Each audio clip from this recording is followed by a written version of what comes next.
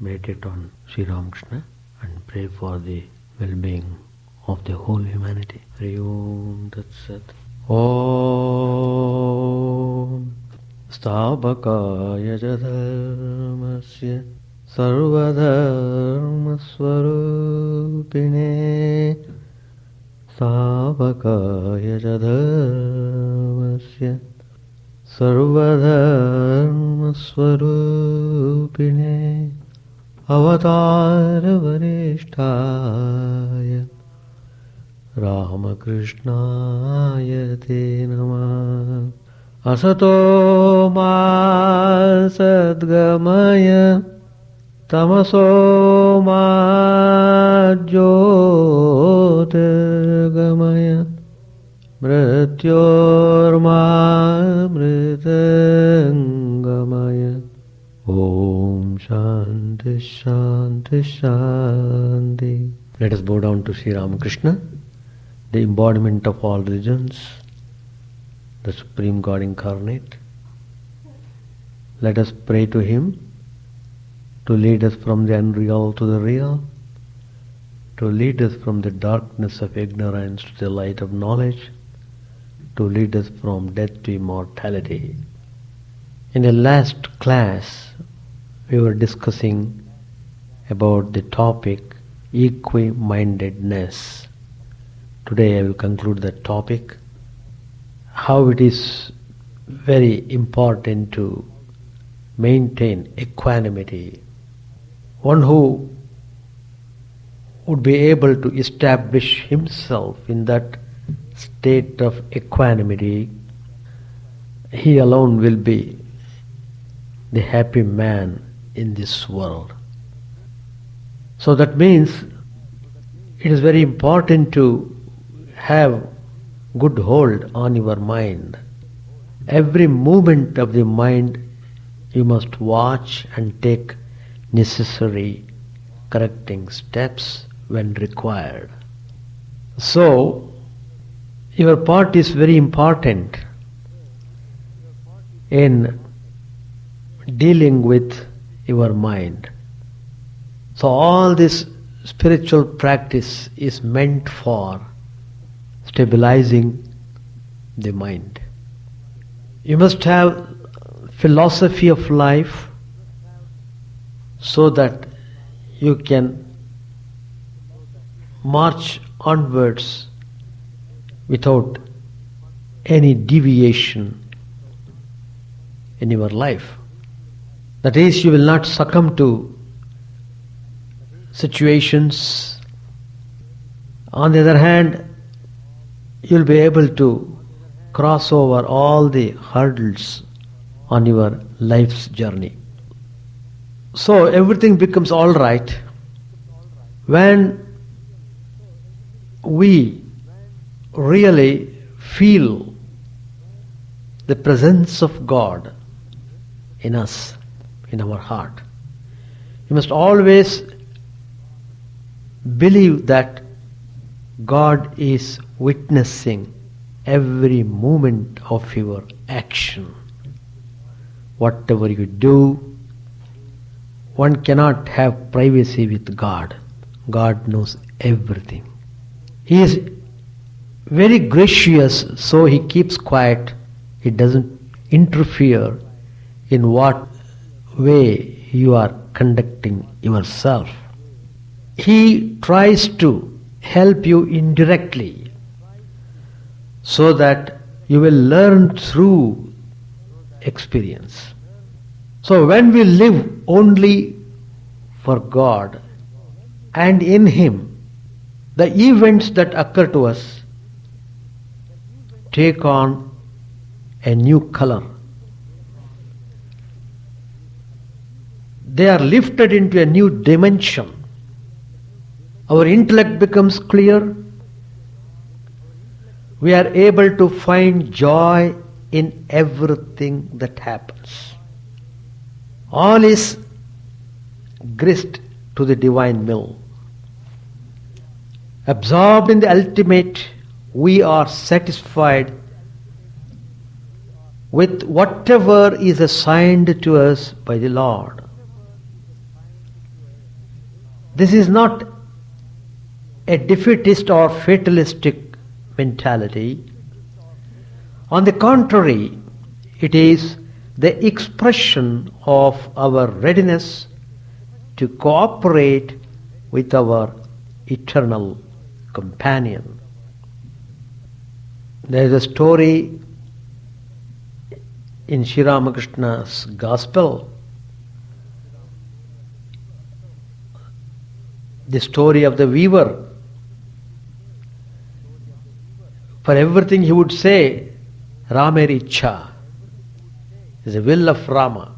Anything that might happen. The robbers came, they caught hold of him, they made him take the stolen things on his head. And when the police came, the robbers fled. And because this holy person was having all that baggage on his head, police thought he might be the thief, and he was caught and he was taken to custody.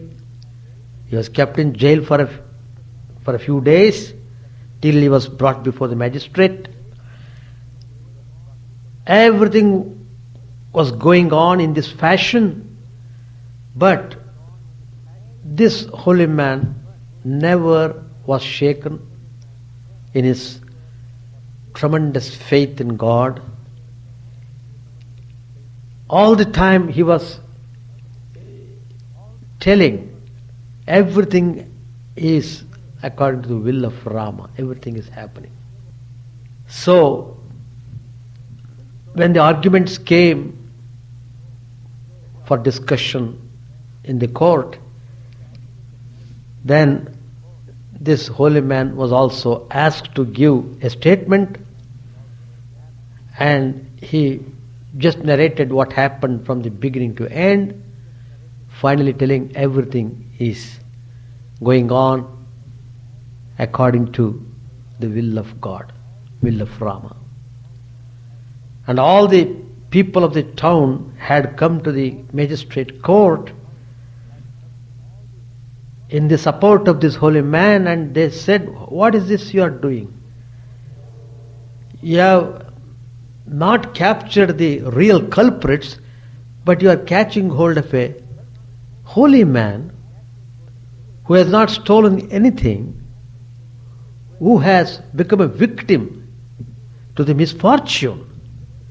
But anyway, when the magistrate heard the statement from this holy man, he was impressed by his sincerity, and he was very stable. He was not shaken. He was very clear. And all this helped. And finally he was released. But he maintained the same state of equanimity. Even when he was caught, he did not lose his balance of mind. Even when he was made to work as the robbers wanted him to do, then also he maintained the same balance of mind. And he was put in jail, he was not disturbed. Brought to the magistrate court, finally released, he was in the same state of mind. So that is the indication of one's spiritual progress. The more one progresses in spiritual life, the more he becomes equi-minded. That means he crosses the border of likes and dislikes. He is no more under the influence of likes and dislikes. Ragadvesha vyuktanam. Ragadvesh. He is above that. So, though he is living as ordinary human beings, yet his mind is on a very high level and always in the state of equanimity. So, he enjoys supreme peace. So this is also the spirit in which the aspirant prays. Yad bhadran tanna asuva. This is a famous prayer in the Upanishad. Let what is wholesome happen to us. It is an honest recognition of the fact that with our limited intelligence and our perverse prejudices, we can't assess truly what is good for us. The Lord, in His omniscience and infinite compassion, knows what to give us and when. So what appears to be unpleasant to our narrow vision proves to be for the better later on.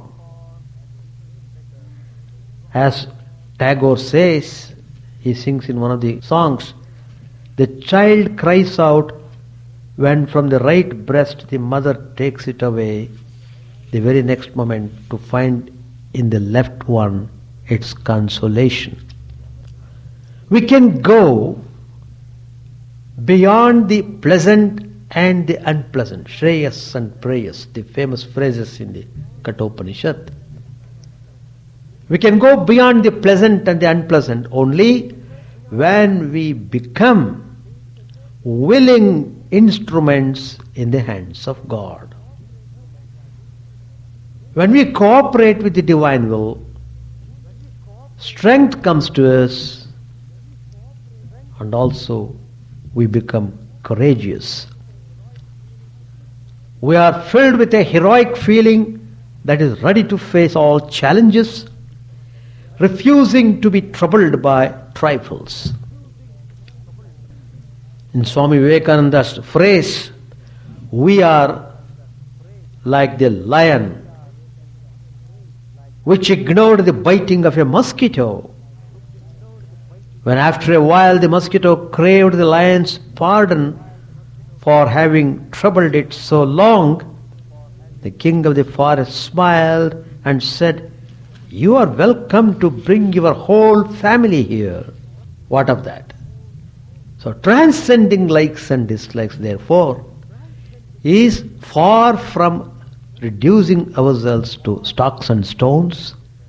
On the contrary, it is getting the best of all circumstances in the confidence that He is with us always. That attitude is very important. Always you must feel God is with you and you are doing directly under the supervision of God. If you have that kind of attitude, then you will never go wrong and everything would become good. We are observing Holy Mother's birthday, Sri Sharda Devi's birthday, in this month on 31st of December, that is on Friday we are celebrating. She provides the most luminous example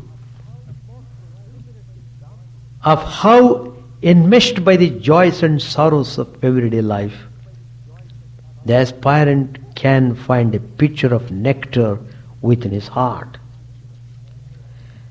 After the Mahasamadhi of Sri Ramakrishna, the Holy Mother passed through a certain period when she could not afford even salt to flavor the coarse rice she ate. But she took it all as part of the mission her divine consort had entrusted to her. She never grumbled, she never complained, she never lost her balance of mind. Amidst terrible hardships and adverse circumstances, uncooperative relations, Sri Sharda Devi maintained her equanimity. She waited serenely for things to take their course as the Lord willed. She had the tremendous stamina and tremendous love and devotion to Sri Ramakrishna. And she realized her true stature. And she set a model for us how we should conduct ourselves in a proper way in the life.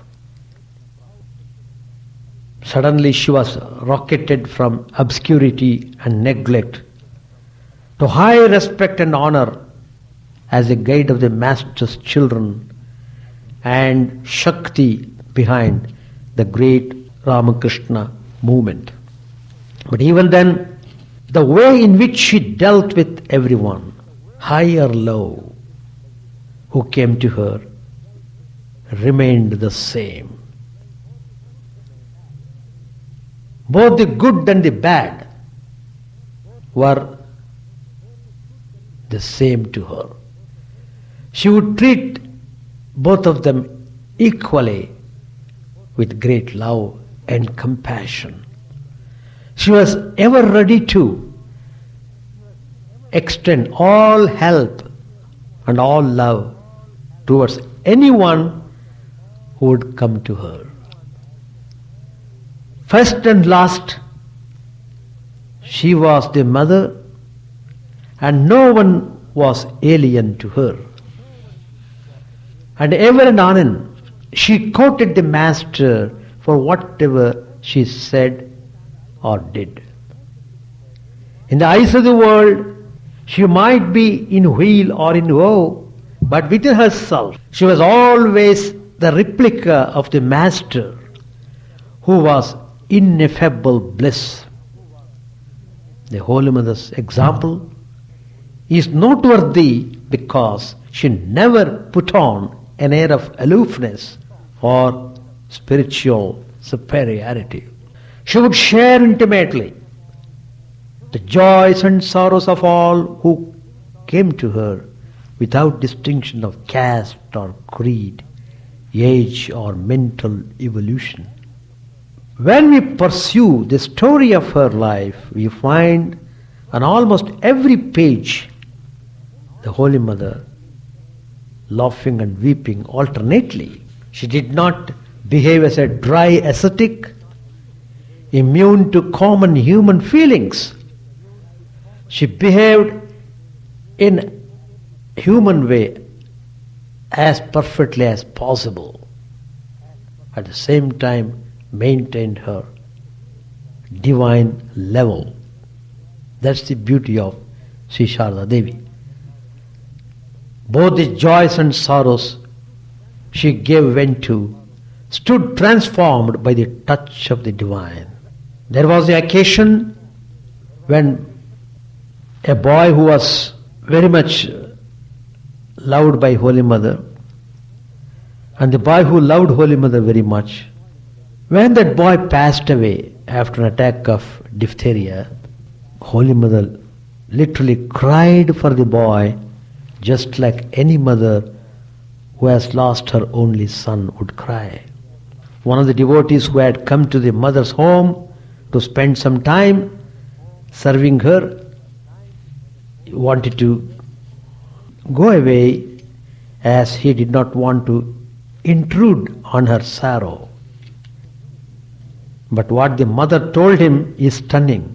She said, "Joy and sorrow, where will they go? They are our companions. Why should you worry about it?" This is the truest equanimous towards pleasure and pain. Swami Brahmanji said in the teachings, have intense love for God, then you will see mind will remain always tranquil and pure. So, you must cherish love towards God. Very important step we should know. Strive to attain tranquility. Don't give way to inertia, but struggle to gain spiritual calmness. To attain spiritual tranquility, you must keep up a regular practice, even against your inclinations. You may be a very busy person, still you should not stop doing your sadhana, because the sadhana determines your course of life. That determines your path properly. With the growth of tranquility, you become eager to see the vision of God. You then delight in singing His glory, and you delight in meditating upon Him more and more. You would love to meditate, you would love to pray, you would love to worship. The mind is subject to all three gunas, sattva, rajas, tamas. When the sattva becomes established through the practice, the mind will always remain tranquil. Whenever you feel a predominance of sattva and your mind is tranquil, leave your work and engage yourself in the practice of japa and meditation. Whenever you get into that fine mood of thinking God, immediately set into that motion. Spiritual disciplines are practiced to bring purity and tranquility to the mind. If you practice japa and meditation and the mind still doesn't become tranquil, or if you don't taste the joy in God, what does it indicate? It indicates you are not practicing properly. Another direct disciple of Sri Ramakrishna, Swami Chidananda said, if you practice japa and meditation regularly, without break, for some years, you will see for yourself what result comes to pass. Your mind will become pure and you will be absorbed in the thought of God. Then you will be reluctant to leave off meditation even for a single day. Then will come inner tranquility which will fill your heart with joy. So equimindedness is the condition of tranquility. One who is tranquil is established in equimindedness. One is equiminded enjoys perfect tranquility. So that concludes my topic, page 630. Master said to the subject who said, "Is not God then compassionate, sir?" Master replied, "Why should you think that?" I just made a remark. What I mean to say is that God is our very own. We can exert force on Him. With one's own people, one can even go so far as to say, "You rascal, won't you give it to me?" To the subject, Sri Ramakrishna said, "Let me ask you one thing. Are vanity and egotism the result of knowledge or of ignorance? Egotism is of the nature of tamas. It is begotten by ignorance. On account of the barrier of ego, one doesn't see God. All troubles come to an end when the ego dies. It is futile to be egotistic. Neither body nor wealth will last." Once a drunkard was looking at the image of Durga. At the sight of her decorations, he said, "Well, mother, however you may fix yourself up, after 2 or 3 days they will drag you out and throw you into the Ganges." Or love. So I say to you all, you may be a judge or anybody else, but it's all for 2 days only. Therefore, you should give up vanity and pride. The characteristics of sattva, rajas and tamas are very different. Egotism, sleep, gluttony, lust, anger and the like are the traits of people with tamas. Men with rajas entangle themselves in many activities. Such a man has clothes all spick and span. His house is immaculately clean. A portrait of the Queen hangs on a wall in his drawing room. When he worships God, he wears a silk cloth. He has a string of Rudraksha beads around his neck, and in between the beads he puts a few gold ones. When someone comes to visit the worship hall in his house, he himself acts as guide. After showing the hall, he says to the visitor, "Please come this way, sir." There are other things too. The floor of white marble and the Nat Mandir with its exquisite carvings. When he gives in charity, he makes a show of it. But a man endowed with sattva is quiet and peaceful. So far as dress is concerned, anything will do. He earns only enough money to give his stomach the simplest of food. He never flatters men to get money. His house is out of repair. He never worries about his children's clothing. He doesn't hanker for name and fame. His worship, charity, and meditation are all done in secret. People do not know about them at all. He meditates inside his mosquito curtain. People think he doesn't sleep well at night, and for that reason sleeps late in the morning. Sattva is the last step of the stairs. Next is the roof. As soon as sattva is acquired, there is no further delay in attaining God. One step forward and God is realized. To the subject, Sri Ramakrishna said, "Didn't you say that all men were equal? Now you see that there are so many varieties of human nature. There are still other classes and kinds of people. For instance, there are those who are eternally free, those who have attained liberation, those struggling for liberation, and those entangled in the world. So many varieties of men. Sages like Narad and Shukadev are eternally free. They are like a steamship which not only crosses the ocean but can carry big animals, even an elephant. Further, the soul that is eternally free is like the superintendent of an estate. After bringing one part of the estate under control, he goes to another. Those struggling for liberation strive heart and soul to free themselves from the net of the world. One or two of them may get out of the net. They are called the liberated. The souls that are eternally free are like clever fish. They are never caught in the net. We shall stop here. Chant the name of the Lord and His glory unceasingly, that the mirror of the heart may be wiped clean, and quench that mighty forest fire, worldly lust, raging furiously within.